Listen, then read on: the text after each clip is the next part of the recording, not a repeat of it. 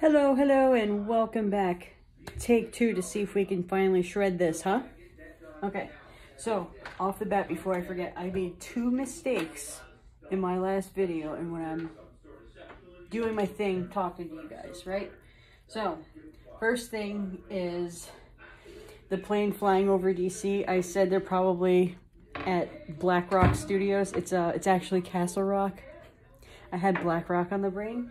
The other thing was I had my story reversed with the Titanic. So the Titanic was insured. The other ship, the sister ship, was not. And because the sister ship was not as dependable or was a sinkable ship, what they did was they parked the Titanic somewhere. And basically, it's almost like you get two cars and you flip VIN numbers on it. It's the same make and model, whatever. And the other one has a messed up engine, too expensive to replace, so they light the other one on fire and take an insurance payout. Insurance fraud, right? So basically, the incident with the Titanic is a huge case of insurance fraud.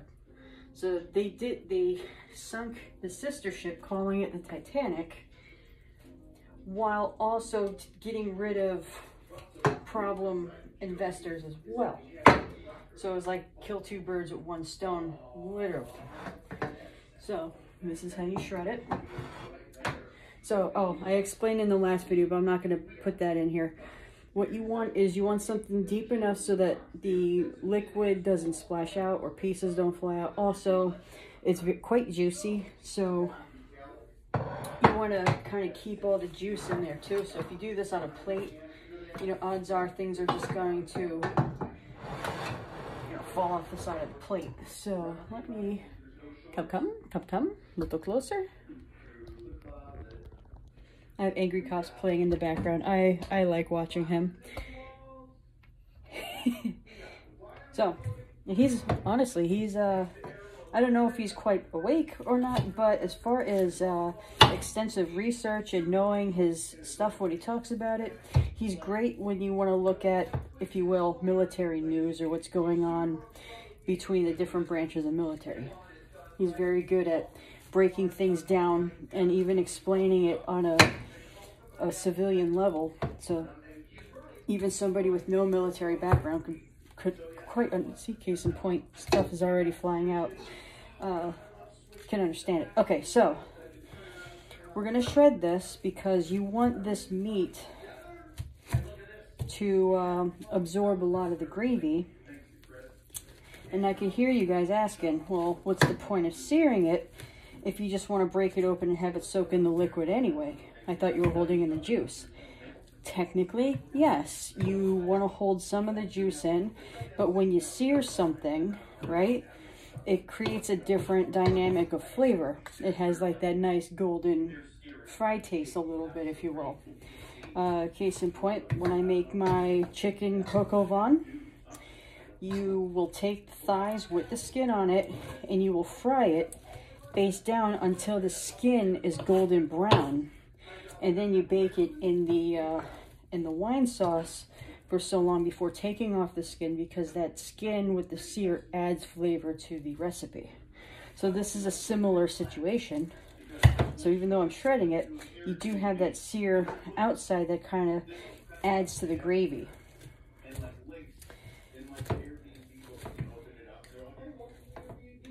So they don't have to be like tiny like pulled pork, but you can make it a piece like this is okay. You know what I mean? Because you'll grab a piece like this, or a couple pieces on your plate along with the gravy. I did forget to put potatoes in this, but again, I don't have potatoes, so it's a very forgiving dish, as I said many times. So, you basically put what you want in it. And I did forget to put tomato paste. Tomato paste kind of gives it a little bit of color and does add a little bit of flavor to it. I didn't do it with this particular batch. I forgot. To be quite honest, I don't think you necessarily need it, but I've never made it without it before, so this will be a first. All right, so going ahead. See, these are awesome. Just go ahead and add that in there. Stir it around. This way here, the innards of the beef will contribute a little bit to the flavor, as well as the gravy contributing to the beef. So it's kind of like a, what do you call it? It's like a, it's a relationship, I guess. Give and take.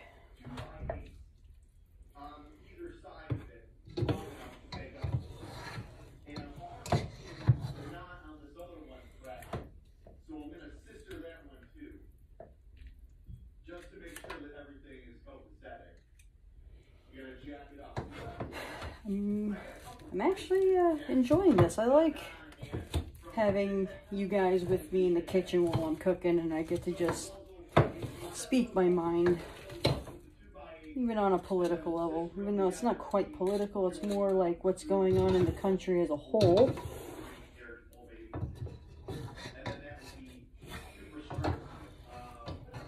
What's kind of going on in the, you know, different movements across the country. So, during, if you remember, we wanted to have the Supreme Court investigate the election integrity and investigate whether or not there was malfeasance involved, fraud, things like that. Myself and my father, I actually helped my dad out with the letter. So I helped him with the letter for veterans to send to the Supreme Court to investigate. You know, if I was a veteran for so many years or whatever it is that he needed to say, you know, I don't like where this country's going. I'd like you to investigate what's going on. And I also created a letter for everyone else as an American citizen to have the Supreme Court at least investigate malfeasance or whatever. Now, whether or not the Supreme Court is actually supposed to be involved or not, it's at least an effort to get involved in our government. And I called it White Wave. You know, it was the White Wave, basically a bunch of letters going to the Supreme Court. And then we kind of did like a White Wave Volume 2 for the Brunson brothers. And I want to say that the Supreme Court is going to hear them. And here's my take on it, okay? This is going to be a pretty tough position for each one of those justices, because if they don't rule in favor of the Brunson brothers, you know, seeing, like with a, what is it called? It's regarding the security breach. You know, and that is a judicial issue. Let's see, let me do a little scoopy so I can get some of that beef back in there. If they rule against the Brunson brothers, they do have treason on the table, because they're ignoring the fact that there's possibility of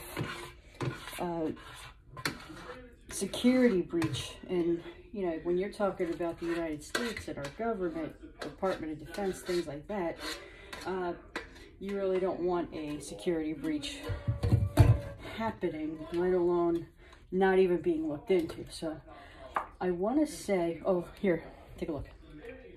See how it's a little thicker? That's from the roux. So I want to say that the Brunson brothers will be heard, and it should be a victory. Now, Q did say the military is the only way, so we'll see what happens with what's going on at the Supreme Court. If they do not rule in favor of the Brunson brothers, don't freak out, because again, the military is the only way.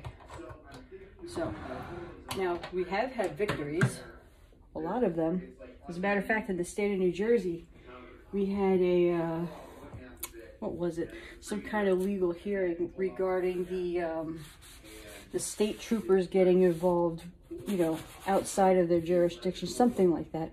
And on the news, they said, you know, we were this close to losing our freedom, but the state troopers or whatever was going on in the state stood up and said, you know, we're not gonna go after, you know. I don't know enough about that story to really weigh in on it, but I remember seeing that blip on the news, and it wasn't on for long before it got washed. You know, it was like 15 minutes and that's it.